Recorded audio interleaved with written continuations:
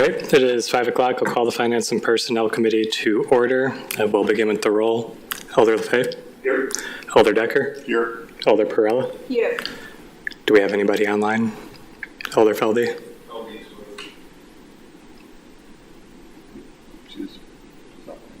Is she? Yeah. Yeah. Okay, we have her on the screen. Elder Feldy is joining us remotely. Mitchell's here. We have a full committee today and quorum. Will you all please join me in the pledge? Pledge allegiance To the flag of the United States of America and to the republic for which it stands, one nation, under God, indivisible, with liberty and justice for all.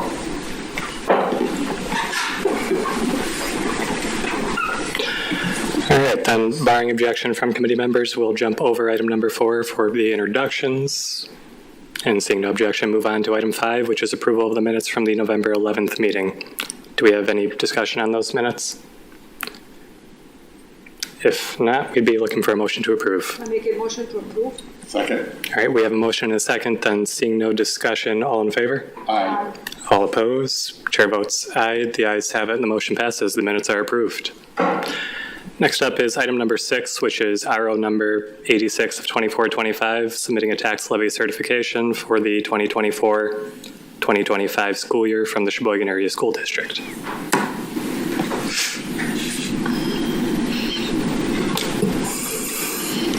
Good evening. This item comes before you annually. This is from the school district, and the next one is from Kohler School District. This gives us the information we need to produce the tax bills.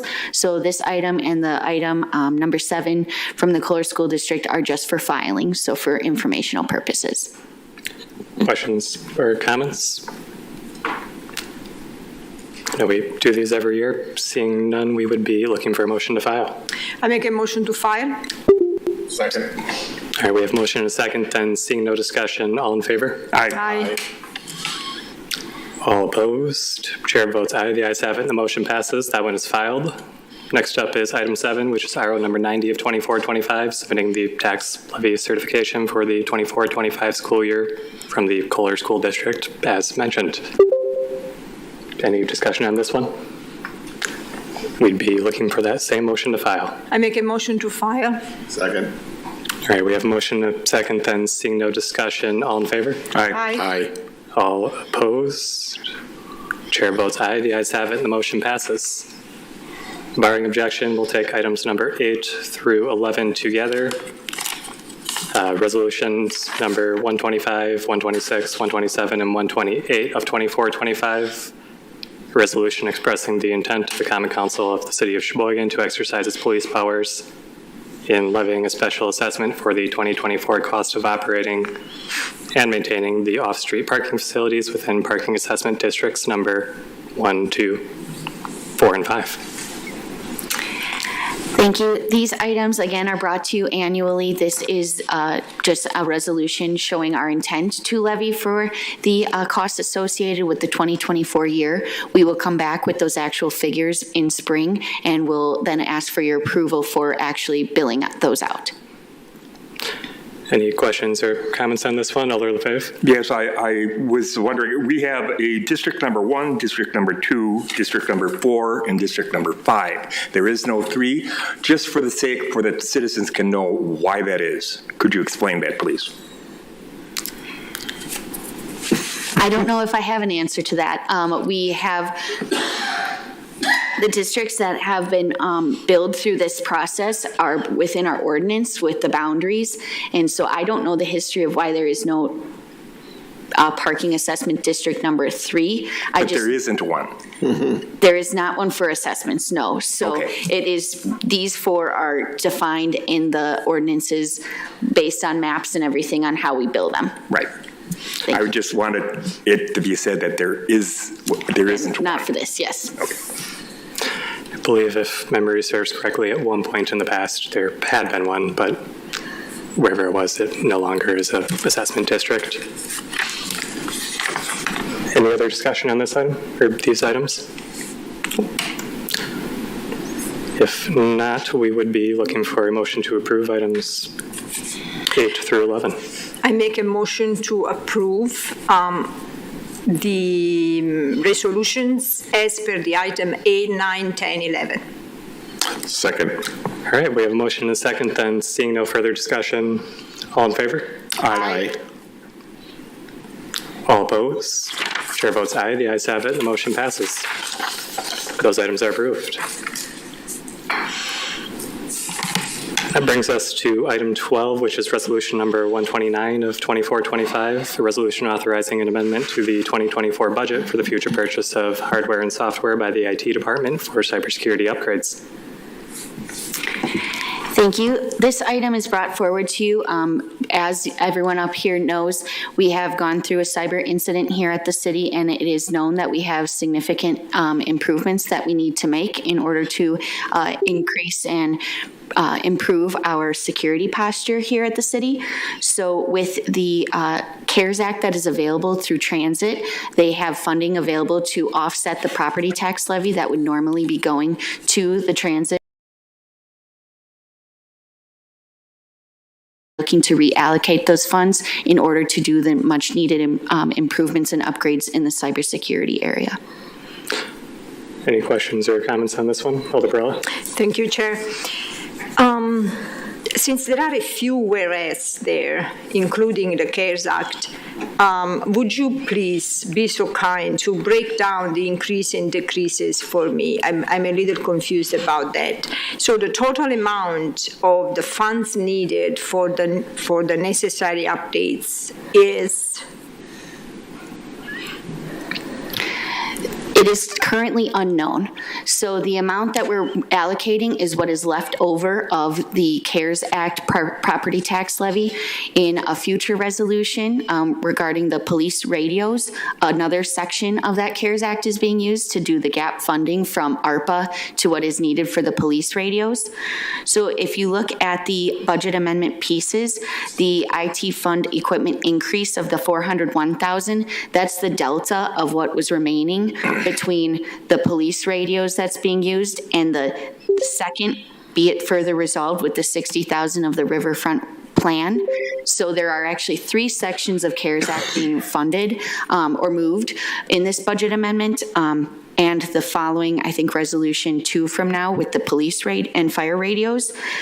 The $60,000 gets a little goofy because it was already reallocated to a riverfront parking study, but that had not occurred and there's no plan currently to get that completed. So we want to make sure we're utilizing those funds more efficiently and as soon as we can.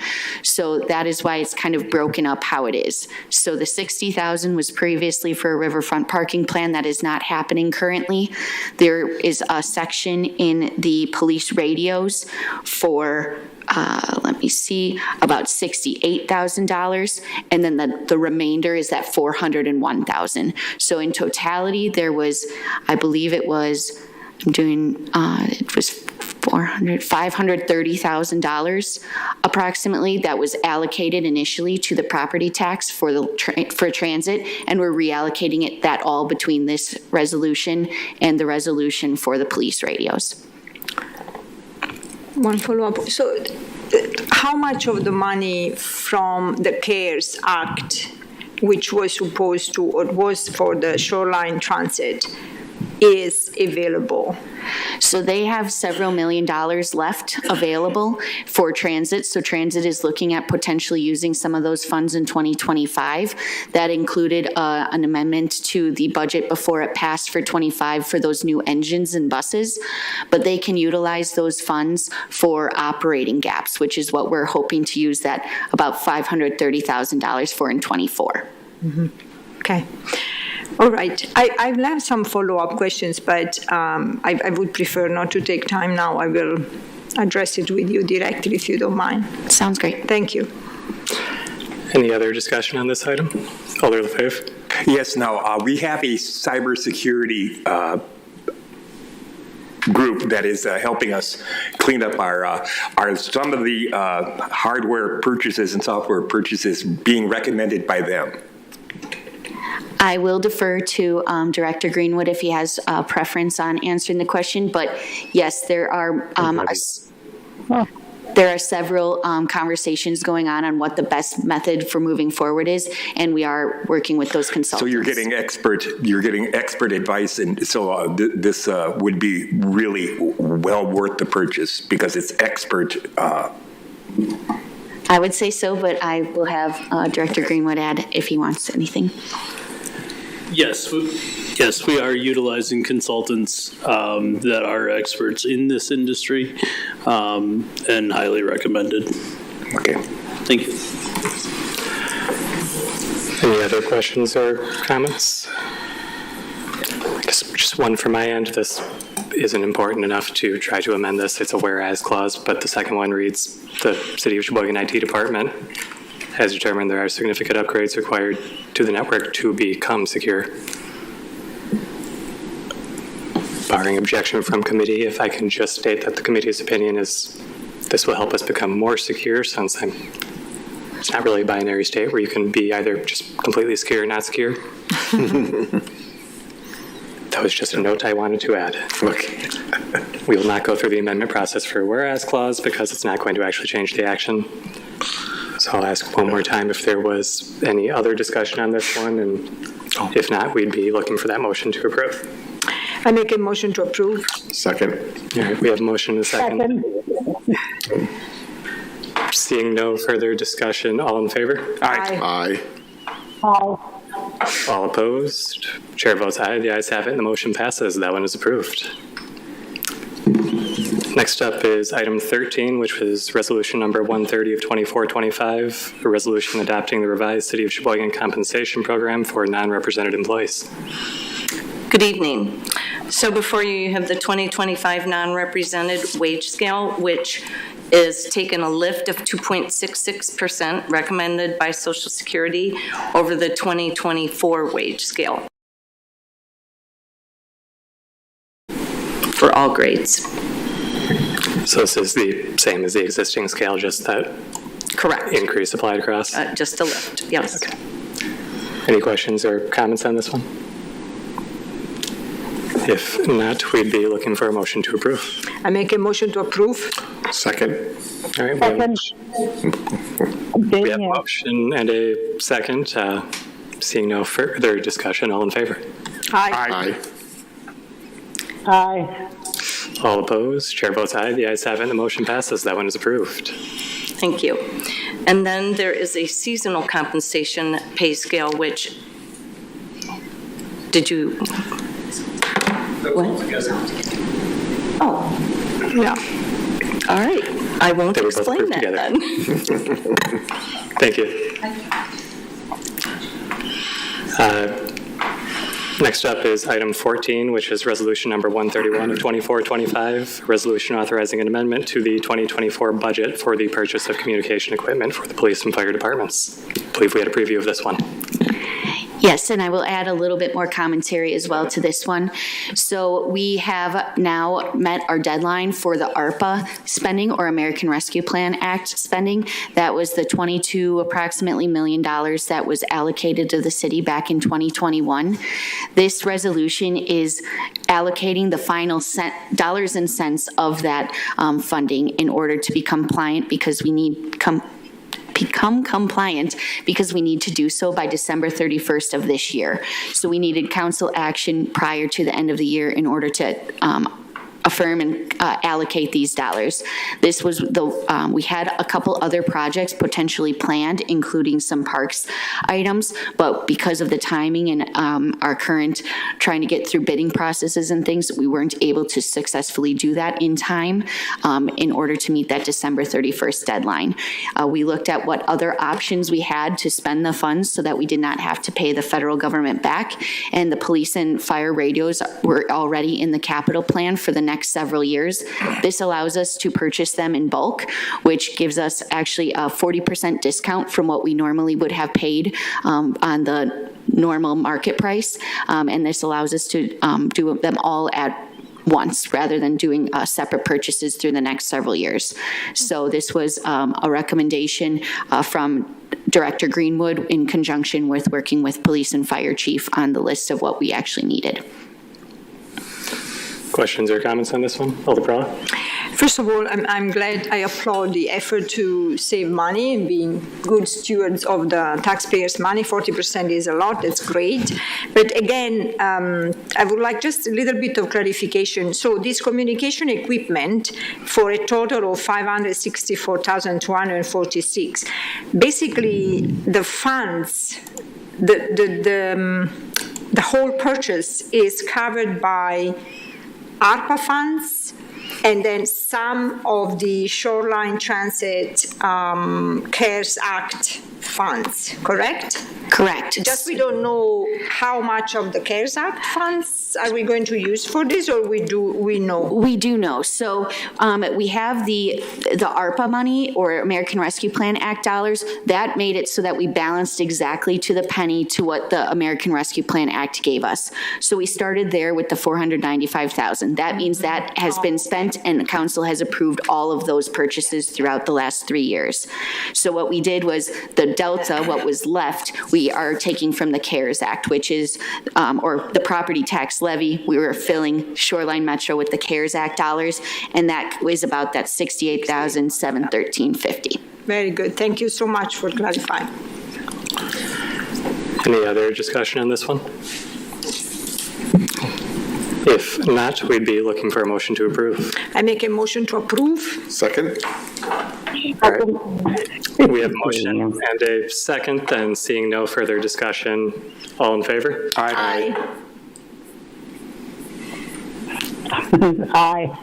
All opposed? Chair votes aye. The ayes have it, and the motion passes. That one is approved. Brings us to item 15, which is Resolution 132 of 2425, a resolution approving up to $16,500,000 of Public Finance Authority education revenue bonds. Purpose of Section 147 sub F of the International Revenue Code of 1986, as amended. So this is in front of you for approval contingent upon the hearings occurring on the 16th at the Common Council meeting.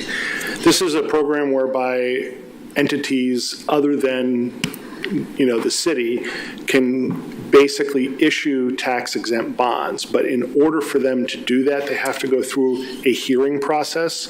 We're merely the conduit for that hearing process.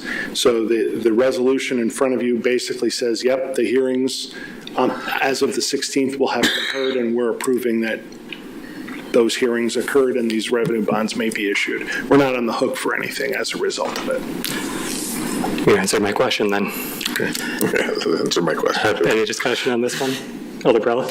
Yeah, you answered my question too, because this is the first time I've seen something like that. So just to understand, basically we function as the authority in this case, right? Correct. But they could have used a different authority, or by statutes they have to use the seat in which they are located.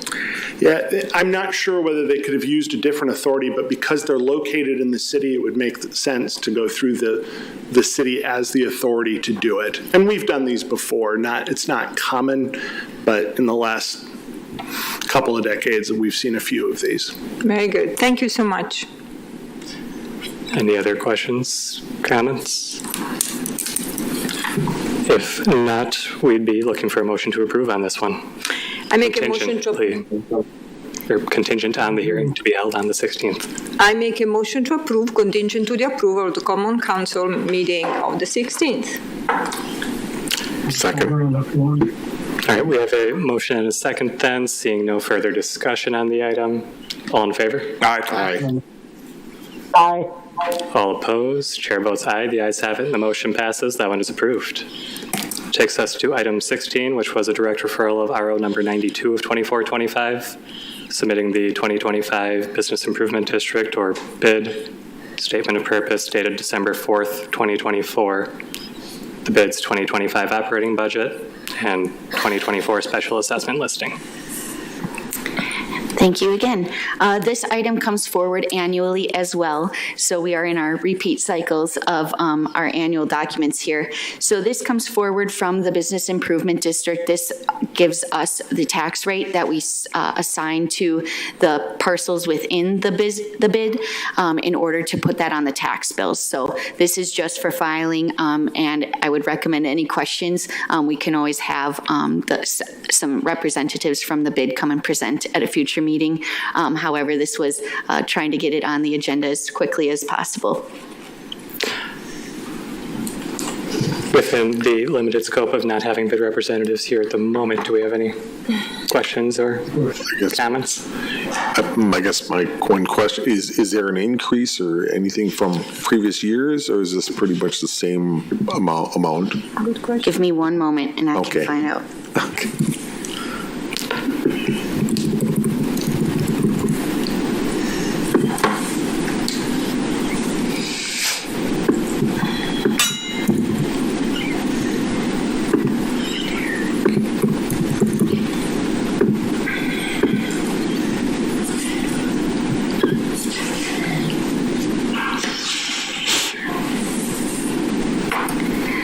Based on the documents that I can find really quickly offhand and what I had sent to the bid from last year, it was 2.78, and I believe it is still the same. Yep, that's what it shows in the site. Yes. Yep. Yeah. Any other discussion? If not, we'd be looking for a motion to file on this one. I make a motion to file. Second? We have a motion and second for filing. Seeing no further discussion. All in favor? Aye. Aye. Okay. All opposed? Chair votes aye. The ayes have it. The motion passes. That item is filed. Takes us to item 17, which was a direct referral of resolution number 135 of 2425, authorizing the purchase of the property known as 2629 North 7th Street from Aurora Healthcare Incorporated. Aurora Healthcare Central Incorporated. All right, good evening. We have a proposal before you to purchase what is, I think, most commonly known as the old Aurora Hospital site. The city several years ago entered into a settlement agreement. Sounds like there was a legal action between the city and Aurora in regards to what would happen to that site after demolition was complete. There was a requirement that Aurora develop it into single-family homes. So we've been working with Aurora's real estate group, I'd say well over the last year, in trying to find developers that were interested in possibly developing the property. Anyone that inquired with us, we would just provide the real estate agent's contact information, and they were working as Aurora's agent to find somebody. Through that process, Aurora was not able to get any developers that were willing to build single-family homes. Obviously, it's not a large lot, it's only 7 acres, so they approached us about the possibility of us getting involved. They want to honor the contract. That's their desire. We have a strong understanding that that's the desire of the neighborhood. So we talked with them, and we started working and reaching out to different developers about the possibility of working with us as opposed to being able to work directly with Aurora on that project. There are a lot of developers interested, but they're very interested in doing multifamily and or multifamily with commercial up there. They don't want to do just single family. So the request here is for us to purchase this, and then we would move forward in procuring a developer that would be willing to develop that just as single-family housing. We think we should be able to identify a developer. We've been working with one specifically. We're working through the financials of that right now. We do have more resources and tools available than, Aurora is just a medical facility. They're not developers, and they don't necessarily have access to TID and things like that. So we're trying to structure something that would address address both the needs of satisfying that development agreement, but also keeping in line with, the infrastructure needs and things of that in that area. So we're trying to work through all that and get a project that would cash flow for us and for a developer. I think that's about it. Any questions? News reports and media reports are out there for $150,000 purchase price. Yes. To me, that sounds like a steal for 7 acres of prime real estate with all the infrastructure of sewer and water connected with it. Yes, we, typically we'll see the ag land somewhere around that 10,000 an acre.